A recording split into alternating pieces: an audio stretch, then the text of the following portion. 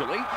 Who is that? Oh, you see, if we're gonna get in trouble for this, you're taking the hit. Barry Windham. Yes. Yes. Barry Windham. And also the greatest cameraman alive today, senior cameraman Bill Tinsley, comes from Sweetwater. So maybe his family and them, they wrote all the letters in that got to be town, and that's where they hold the rattlesnake roundup there. There's a lot of snakes in Sweetwater, brother. I know. But anyway, next week, new town. Ride in, listen for your town.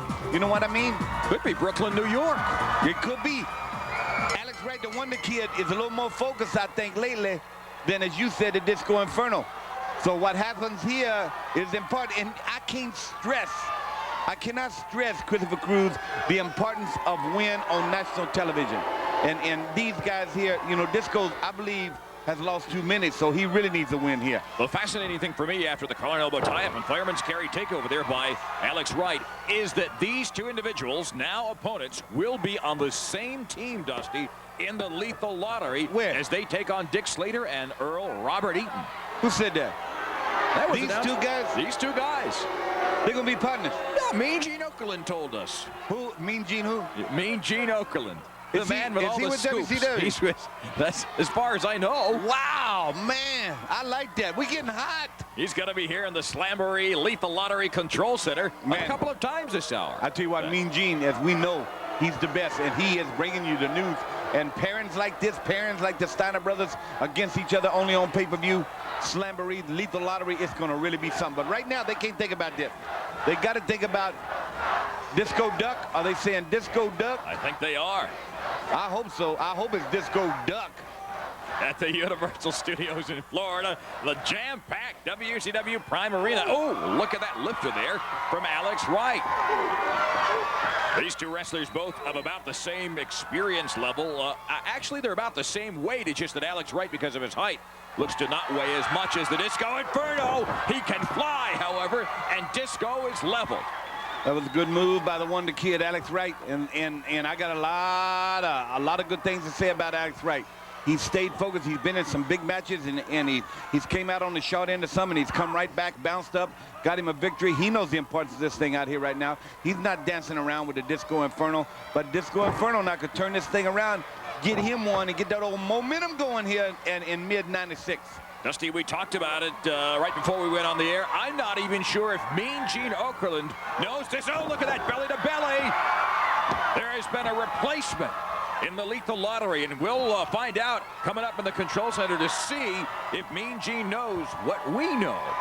It turns out... What do we know? Squire David Taylor is going to be teaming up with Lord Steven Regal in the Lethal Lottery. You knew that. Replacing the Belfast Bruiser. Yeah. Apparently, as you know, as we've discussed, the match with Ric Flair and Randy Macho Man Savage on the same team at Lethal Lottery. There's concern that match won't even begin. Apparently, there has been some concern that Lord Steven Regal and Belfast Bruiser simply would not be able to function as a tag team. Yeah, got him right here, but that's the design of the thing. That's why it was there. They should let him go ahead and go, because I'm going to tell you what, the Macho Man could be mad at Nature Boy Ric Flair. Nature Boy be mad at him, but whoa, caught him right there in the belly welly. But if they want to be World Heavyweight Champion, they got to coexist, because they got to get to the end. Then they can divide up and get after each other, because the winner gets the World Heavyweight Champion at the Great American Bash in June. Indeed, on the pay-per-view, and in fact, on this upcoming pay-per-view at the Lethal Lottery, Sting gets his shot once again at the brand new World Heavyweight Champion, the Giant. Sting has done a lot. He's defeated bigger men than Ric Flair, bigger men than himself, bigger men than Lex Luger in terms of size. But I don't think anybody this big. I mean, that's what I'm saying. Who can beat this big man? Disco Inferno turn this thing around, and knowing when to put him away right now could be his major victory right here on Prime, but got cut off by Alex Wright. Well, interesting that these two are somewhat evenly matched, so they might actually make a good team if Disco, during Lethal Lottery, can understand that it's not his hair that's important. It is what team advances in the Lethal Lottery and then gets to that Battle Royal, and the winner of which becomes the #1 contender for the World Heavyweight Championship. Alex Wright now. Wow.